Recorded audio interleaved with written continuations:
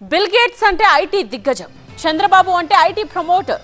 ఎవరెలా అనుకున్నా ఈ ఇద్దరి గురించి మాత్రం ఇంటా బయట ఇలాంటి మాట వినిపిస్తుంది.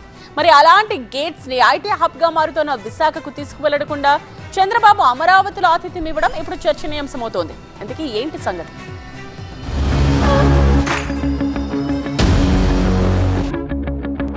మైక్రోసాఫ్ట్ అధినేత బిల్ గేట్స్, టీడీపీ అధినేత చంద్రబాబు కలిశారంటే సహజంగానే ఎవరైనా ఐటీ గురించి, ఐటీ పెట్టుబడుల గురించి చర్చించుకుంటారనే అనుకుంటారు. సరిగ్గా 25 ఏళ్ల క్రితం ఉమ్మడి ఆంధ్రప్రదేశ్ లో హైదరాబాద్ వేదికగా జరిగిన వీరి కలయిక అదే చెబుతోంది. మైక్రోసాఫ్ట్ సేవలు విస్తరించడం ద్వారా భాగ్యనగరాన్ని ఐటీకి కేరాఫ్ గా మార్చడంలో అటు చంద్రబాబు, ఇటు బిల్ గేట్స్ కీలకంగా వ్యవహరించారు అనడంలో సందేహం లేదు. అలాంటి ఈ ద్వయం ఇప్పుడు మరోసారి కలిశారంటే ఆ కథను వేరేలా ఊహించుకోవడం కరెక్ట్ కాదు కదా. కానీ ఈసారి మాత్రం వీరిద్దరూ రూటు మార్చినట్టే కనిపిస్తోంది. ఐటీ దిగ్గజంగా పేరున్న బిల్ గేట్స్ ఏపీకి వస్తున్నారంటే ఆ రంగంలో పెట్టుబడులపై చర్చించడానికేనని ఎవరైనా అనుకోవడంలో తప్పులేదు. కానీ ఐటీకి కేరాఫ్ గా మారుతున్న విశాఖకు వెళ్లకుండా కేవలం అమరావతి, విజయవాడలో మాత్రమే పర్యటించి బిల్ గేట్స్ తిరుగుపయనం కావడం చర్చనీయాంశమవుతోంది. అంతేకాదు ఈసారి ఆయన ఫోకస్ అంతా వ్యవసాయం, ఆరోగ్య రంగాలపైనే ఉండటం మరో విశేషం. ఆరోగ్య రంగంలో ఏపీ ప్రభుత్వంతో కలిసి సంజీవని ప్రాజెక్టుకు శ్రీకారం చుట్టారు. ఈ ప్రాజెక్టు ద్వారా ప్రధానంగా గ్రామీణ ప్రాంతాల్లోని ప్రజలకు అత్యాధునిక డిజిటల్ వైద్య సేవలను అందుబాటులోకి తీసుకురావడమే లక్ష్యంగా తెలుస్తోంది. ఇందులో bill and Melinda gates foundation తో పాటు టీసీఎస్ కూడా భాగస్వామిగా వ్యవహరిస్తోంది.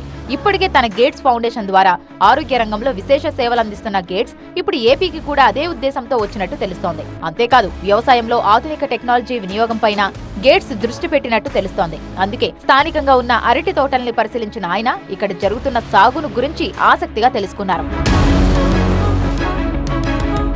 సాధారణంగా అయితే చంద్రబాబు గూగుల్ డేటా సెంటర్ తో సహా పలు ప్రతిష్టాత్మక ఐటీ సంస్థలకు వేదికగా మారిన వైజాగ్కే బిల్ గేట్స్ ను తీసుకువెళ్లేవారు. కానీ ఆయన పర్యటనను రాజధాని అమరావతికే పరిమితం చేయడం వెనుక చంద్రబాబు భవిష్యత్తు వ్యూహం లేకపోలేదన్న చర్చ జరుగుతోంది. ఇటీవలే క్వాంటమ్ కంప్యూటింగ్ వ్యవస్థకు పునాదిరాయి వేసుకున్న రాజధాని అమరావతిని బలంగా ప్రమోట్ చేయడం కోసమే ఇలా చేసుంటారనే అభిప్రాయం వ్యక్తమవుతోంది. ఆరోగ్య, వ్యవసాయ రంగంలో డిజిటలైజేషన్ మరింత బలంగా విస్తరించే వ్యూహం కూడా ఉండొచ్చనే ముచ్చట వినిపిస్తోంది. దీని ద్వారా ఈ రెండు రంగాల్లో గేట్స్ ఫౌండేషన్ ద్వారా భారీగా ఆర్థిక సాయం పొందే అవకాశం లేకపోలేదు.